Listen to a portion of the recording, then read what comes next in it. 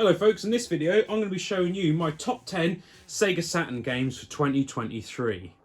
Up first, we've got a game you've probably heard of, or maybe you haven't, but it's been released on modern consoles, and that game is called Exhumed. And here it is. I'll show you a bit of footage of it, and how best to play it in 2023.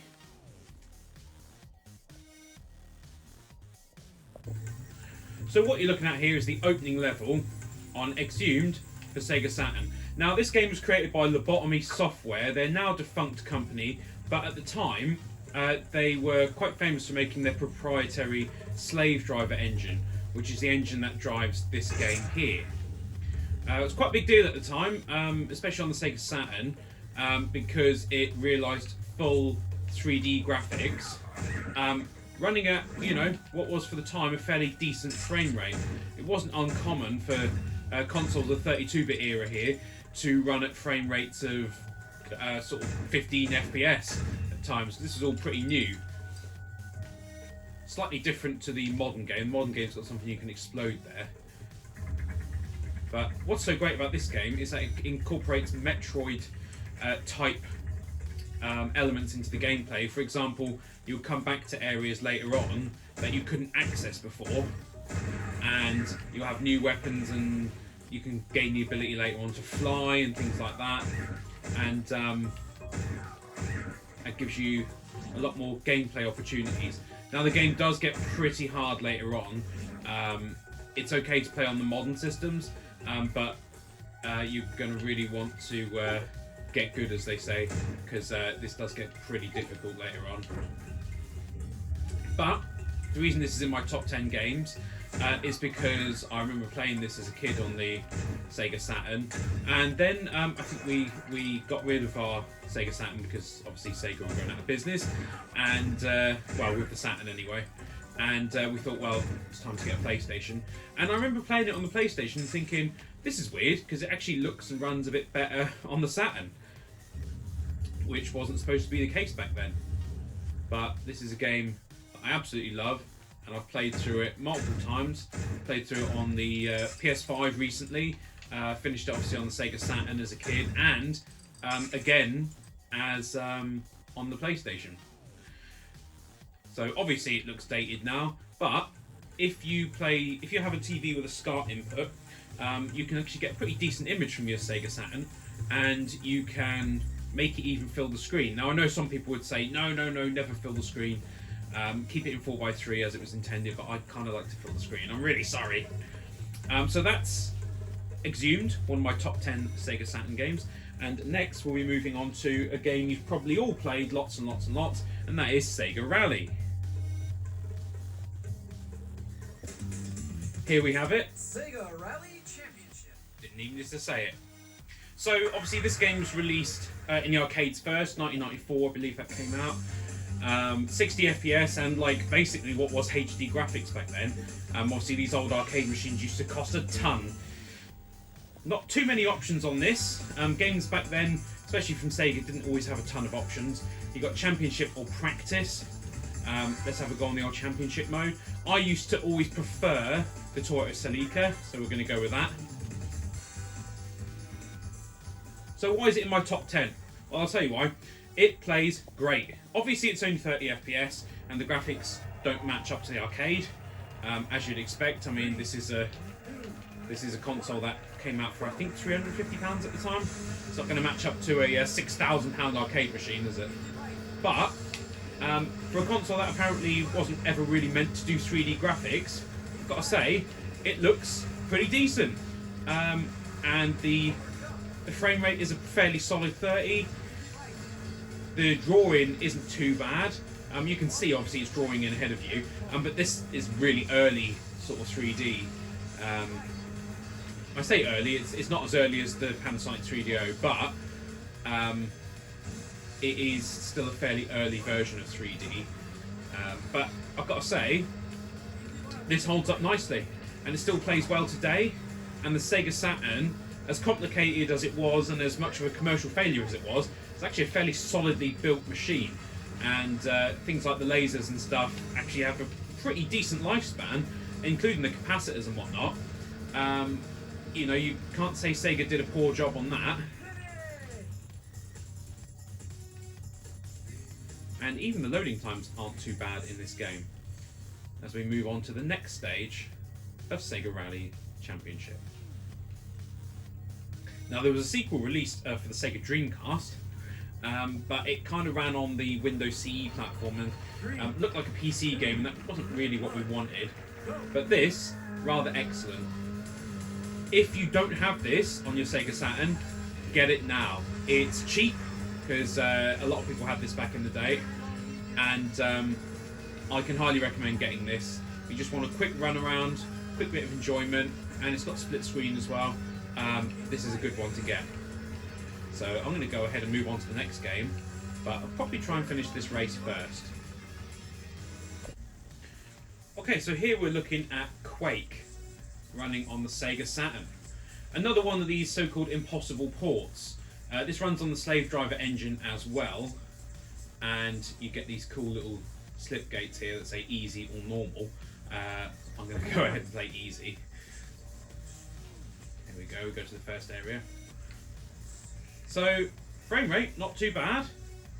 Obviously there's tons of texture warping and this sort of thing going into it. And there is some loading.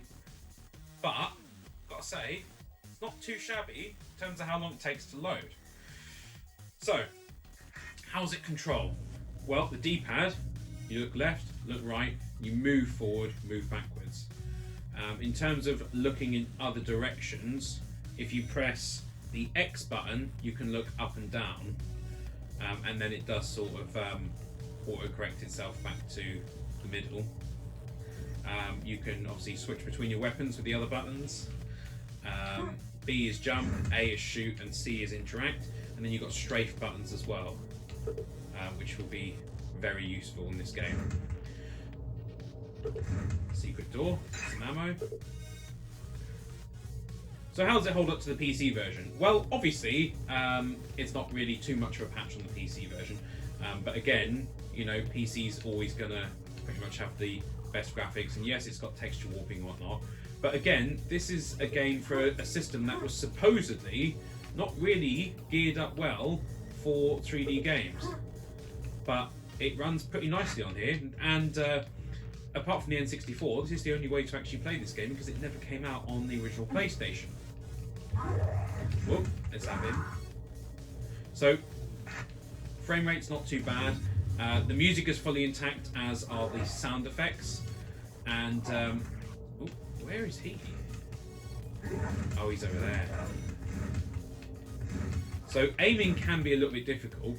It does have a sort of auto aim assist function. If you aim in their general direction, you'll hit them.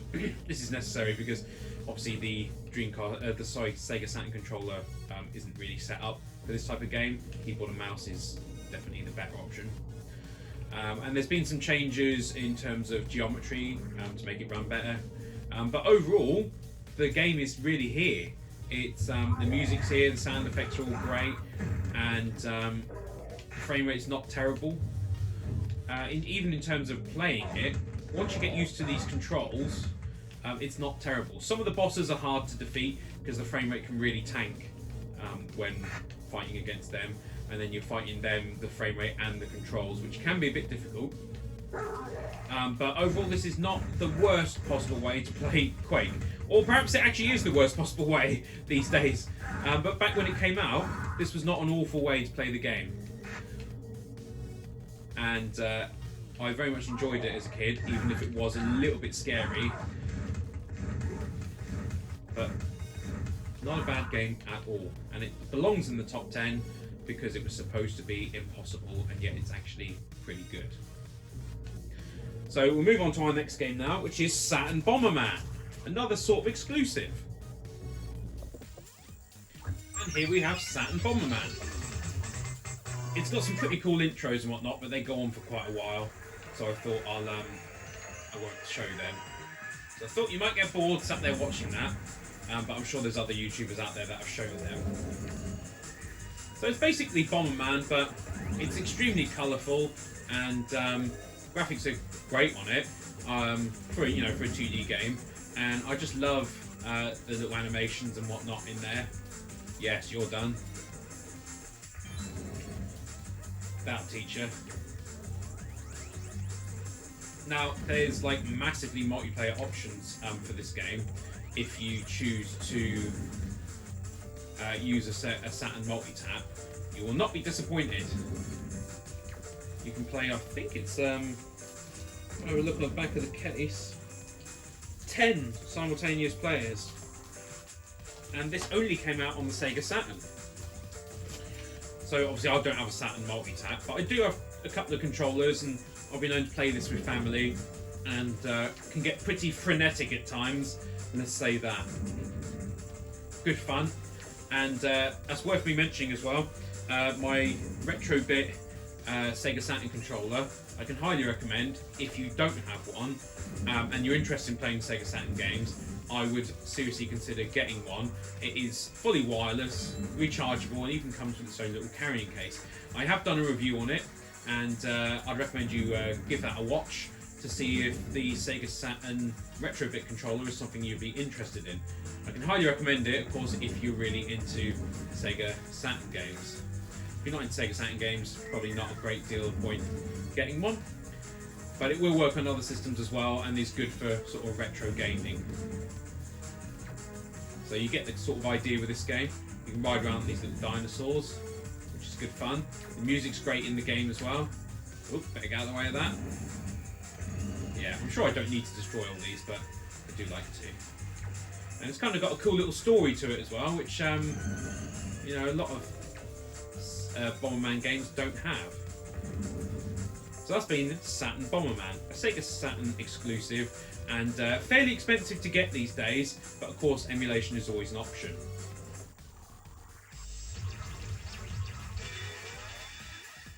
On to my next game, which is the beautiful Rayman. So here we have Rayman on the Sega Saturn. Now, this is a game that's obviously been ported to many, many different systems, but I think it's still probably the best way to play it on here. The graphics are beautiful. Despite it being a 2D game, you wouldn't have found graphics like this on a Mega Drive, for example. So, yes, it's a 2D game, but by gosh golly does it look handsome. The music's beautiful, and for the first few levels at least, it's an extremely enjoyable game. Now, there's cheats and whatnot, so you can see the other levels if you wish. But it is worth mentioning that this game is extremely difficult once you get sort of the music levels. So they've all got themes and whatnot. But in my opinion, these first levels are the most enjoyable. But of course, if you put cheats on, you can see the other levels, and they're enjoyable then because you don't have to worry about dying. But I mean, the detail in this game is incredible. The little mushrooms there dancing around, the butterflies, the flowers. It's a pretty magical game, really. At least, like I said, for the first few levels. So yes, it's a 2D game, but at the time when we first played the demo of this and then bought the game, we were kind of blown away. Get these little ones out there. Gotcha. Yes, they're not very nice. Whee.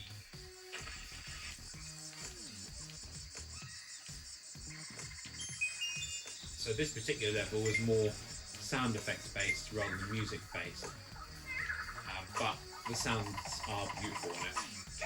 Oh no! Yeah, look at this little punk. Get out of it.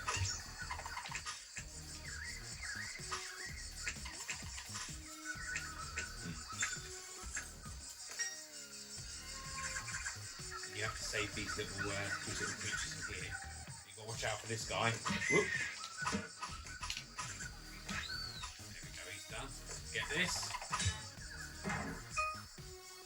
And ideally you want to fully fill that up and get all of them. So why is it in my top 10? It's in my top 10 because this really showed off the colours and animations and stuff that these new 32-bit consoles were capable of, and the beautiful music that you could get from the CD format. Just pretty incredible, really. And very fond memories of playing this and thinking, I can't believe it. I mean, this was back in the days when the consoles would have huge jumps in graphical power and sound quality and whatnot, and they just don't have those jumps anymore that they used to.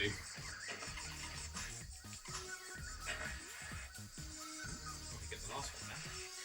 So we'll move on to my next game now, which is Panzer Dragoon 2, or Panzer Dragoon Zwei. Why didn't I pick the first one? Because the second one is pretty much better in most ways, so I thought I'll pick that one. And here we have Panzer Dragoon Zwei. So there is a big old intro and all that sort of thing with it, but we'll skip that. We'll get straight to the gameplay, because that's the bit you really want to see, isn't it? So again, why is this in my top 10? Well, this kind of showed off a lot of the graphical abilities that the Sega Saturn could do. For example, BDP2 would render like what looks like an infinite field in front of you. So it looks like it's got an enormous amount of draw distance. And it kind of showed that the Sega Saturn could do some really good 3D graphics. It was just difficult to do, if you see what I mean. It was difficult to program those 3D graphics, whereas the PlayStation made it very easy. And these days, it's deliberately made easy by the programming language and whatnot that they use, and the fact that there's not that many different graphics engines out there. I suppose you've got the Resident Evil engine, Unreal 5, what else? Decima, Unity, but there's not that many engines really. So programming games, it's more complex in terms of the amount of artwork and spoken dialogue and that sort of thing that needs to go into it. But in terms of programming down to the metal, as they would say, it's actually a lot easier now. But Sega did a great job with this game of showing off what the Sega Saturn could do. And, you know, obviously it's dated, because it literally is dated, but I think it's still fairly good looking, to be honest. Runs at a decent frame rate, the music's good, the gameplay's fun. And I'll tell you one thing you don't get on these older systems is stuttering. It seems to be an issue with newer systems, including my PC, which has 32 gigs of RAM and a RTX 2080, but still, in a couple of games I get a little bit of stuttering. And I think, how is that even possible? You've got all this memory and stuff, and yet still you get stuttering. It's just maddening. But you definitely don't get that on these older systems. So that's Panzer Dragoon Zwei. Very good fun game, better graphically in bigger environments than the first game. Of course, I haven't got Panzer Dragoon Panzer Saga because I don't have £500 to spend on a game, and it's only ever going to go up in price because I think they only printed 10,000 of them for the whole world. So, yeah. But we'll move on to my next game now, which is a controversial one to have as a top 10 on the Sega Saturn, but it's House of the Dead. So here we've got House of the Dead on the Sega Saturn. Now, this is a fairly notoriously bad port. It wasn't done by Sega themselves, they outsourced it. Let's go ahead and play on Saturn mode. Now, when I played this as a kid on the Sega Saturn with my my light gun, I didn't really think, oh, this is bad. I thought, oh, this is great, I'm playing the House of the Dead. But looking back on it now, graphically at least, it is a far cry from what was, from what it should have been really. But, oops, it maintains the same level of sort of enjoyment if you enjoyed the arcade one. I don't really know any other way that you could even play this, to be honest, these days. Or even back then. Oh no, I shot the wrong guy. So graphically, yes, it's not great. You know, Sega could have done a much better job porting it themselves had they chosen to do so, but this came out right towards the end of the life of the Sega Saturn, and as such it's fairly expensive to purchase today. And I feel like Sega just weren't willing to put the effort in, to be honest, at this stage, and thought we'll outsource it. I think with what was happening with the Saturn at the time, there just wasn't a lot of impetus to get this done sort of really right. But it is still enjoyable, and there's not a lot of ways to play this game unless you're talking about like emulation. So it's, if you're going to play it on the Sega Saturn. You know, it's Sega hardware. Yes, you probably won't be playing it with a gun because these guns don't work on modern TVs. It's the way the TVs work isn't compatible with the guns.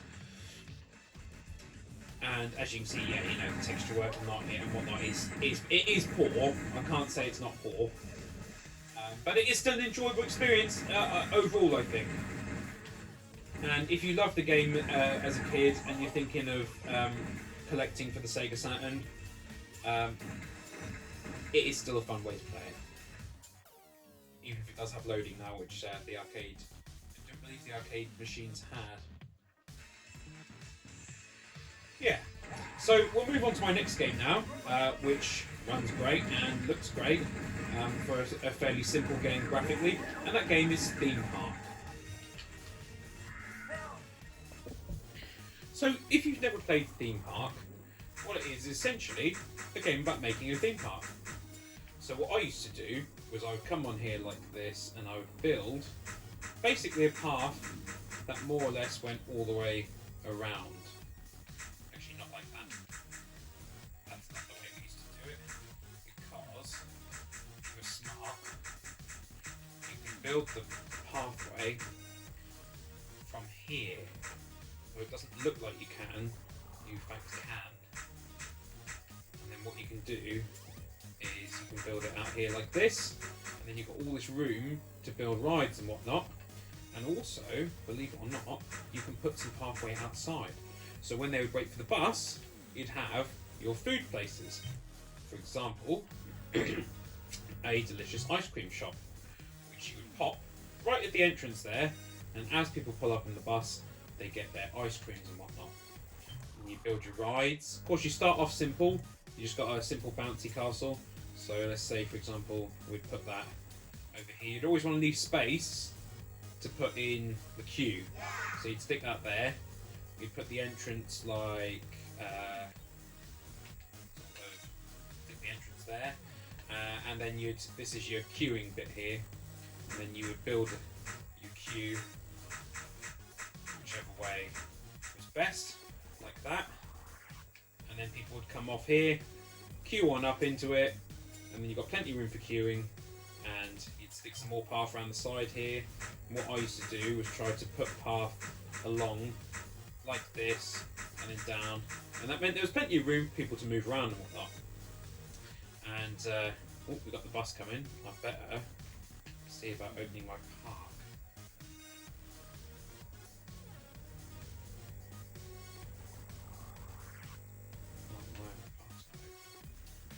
You must excuse me, it's been quite a long time since I played this. Oops. Yeah. So you would open up your park and then all your people would start coming in. But I'll have to take a brief moment to figure out how to open up the park. And there we go. Your park is open. You see people already spending money. Now, why is this game in my top 10? Well, because this is a game that you can play for many hours with great levels of enjoyment because of the game's wonderful simplicity.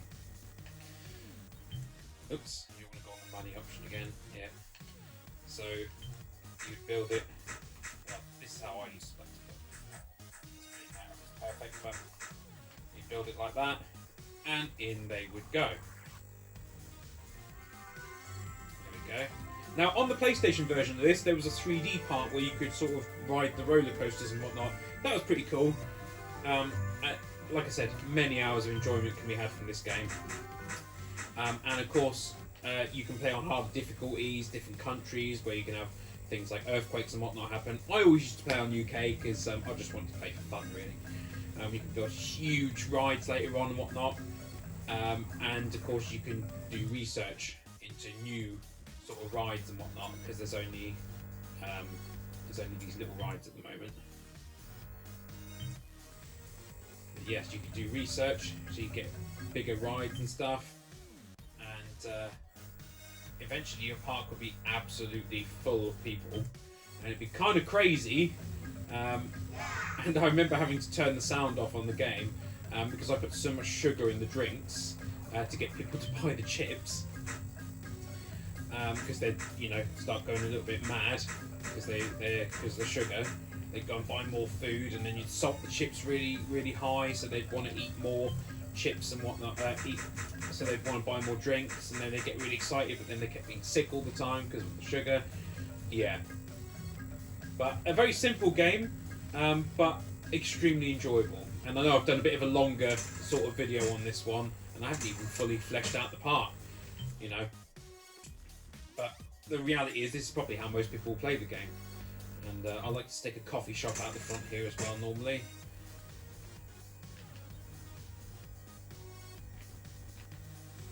It'll let me build it. Uh-oh, someone's got stuck apparently. I'll stick on there. I don't know where you could have got stuck, really. There's nowhere to get stuck, is there? But apparently people would get stuck, and then they'd find their way out. Probably because I built a path here that goes to nowhere. But you can see the huge size of the park. If I scroll right up to the very top, I'm still scrolling. You can see your walls there, and I'll scroll all the way to the right. It doesn't look like it's moving, but it is. Yeah, so if you've got a Sega Saturn or even an original PlayStation or PC, I can highly recommend playing this game. Like I said, it's not graphically advanced or anything, even at the time, but it is an extremely enjoyable game that you can put many hours into. So we'll move on to my next game now, which is Die Hard Arcade. Here we have Die Hard Arcade. Now, in terms of its actual relation to Die Hard, the film, it's pretty tenuous. I think it was just a popular film at the time, so they chucked this into it. I think it's actually, in Japan, it's a different, same game, but different artwork and whatnot. It's a different concept. But I kind of feel like this is the Saturn Streets of Rage, in a way. Because we never got a new Streets of Rage for the Sega Saturn. So I kind of feel like this takes that place. Now this also came up towards the end of the Sega Saturn's lifespan, right towards the end. As such, it's a fairly expensive game to get. You're probably talking between £70 and £100 in the UK at least, if you want to get this game. You could of course buy the Japanese version, which is significantly cheaper and is largely the same. But if you want to get the proper version here, this is pretty expensive. It's overall though, it's good fun. It's good fun. The graphics are pretty good on it. The music's alright. It's it's a good fun game, especially if there's more than one of you playing. As you beat up people with a broom.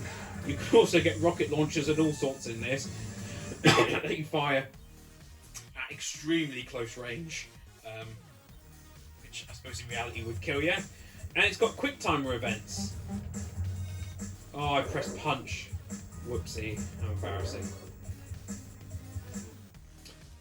I always remembered Shenmue as having the first sort of quick timer events, but no, this game's got them in there as well.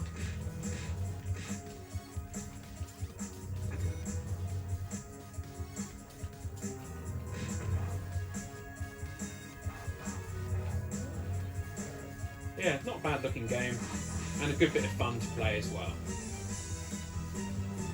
So why is it in my top 10? Well, it's in my top 10 because I felt like there's not really much that resembles Streets of Rage, and so I think it's good to have a game like this that kind of fills that gap, to be honest. Oh, what's this guy got? Is that a rocket launcher? I think he's got a rocket launcher that he's going to fire in close proximity here, which seems like a very safe, well-reasoned idea. So I'm going to do it. Yep.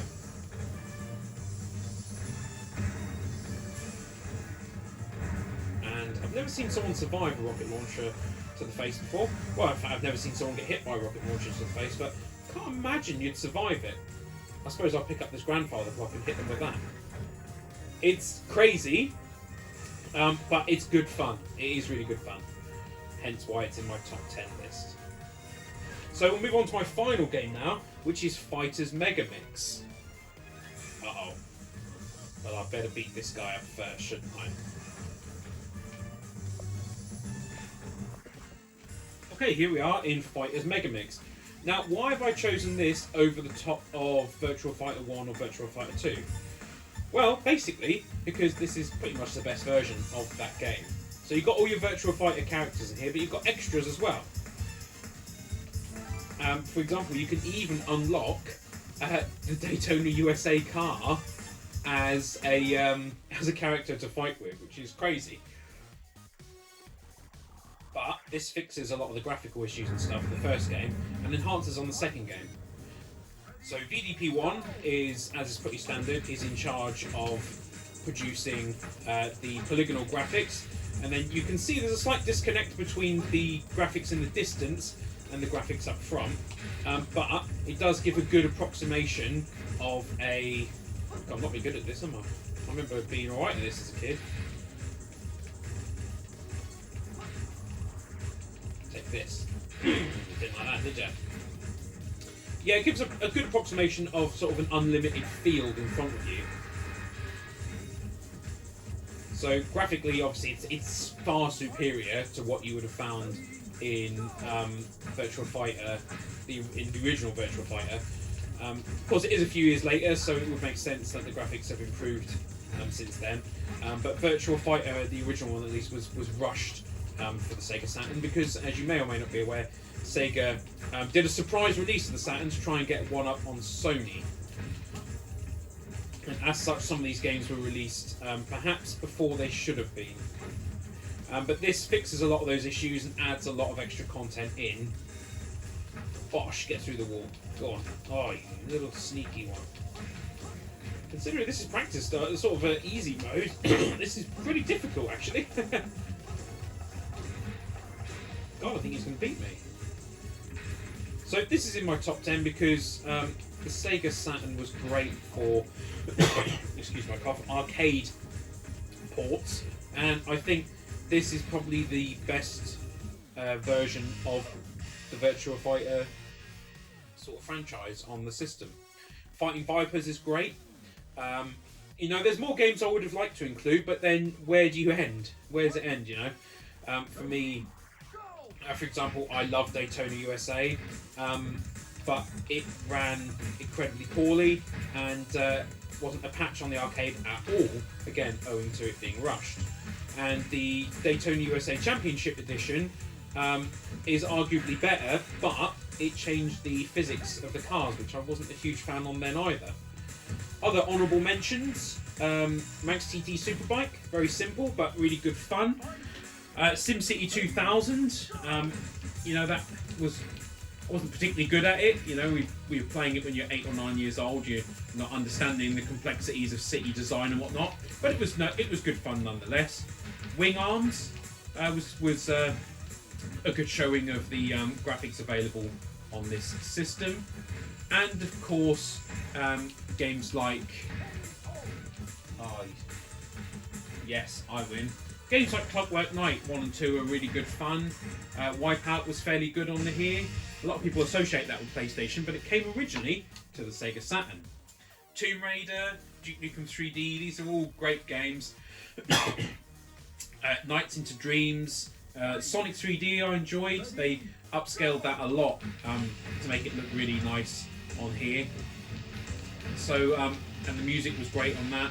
You know, very enjoyable game. I wish they'd have done a proper 3D Sonic game. You've got Sonic Jam, where you actually had a 3D section in the game, which was just, I mean, if they'd have made that into a full game, honestly, I think they could have changed the Saturn's fortunes, to be honest. But alas, that was Sega back then. So I hope you've enjoyed this video, and if you disagree with my top 10, if there's games you would have put differently, you know, I'd imagine the House of the Dead would be one that people would disagree with, then please leave me a comment.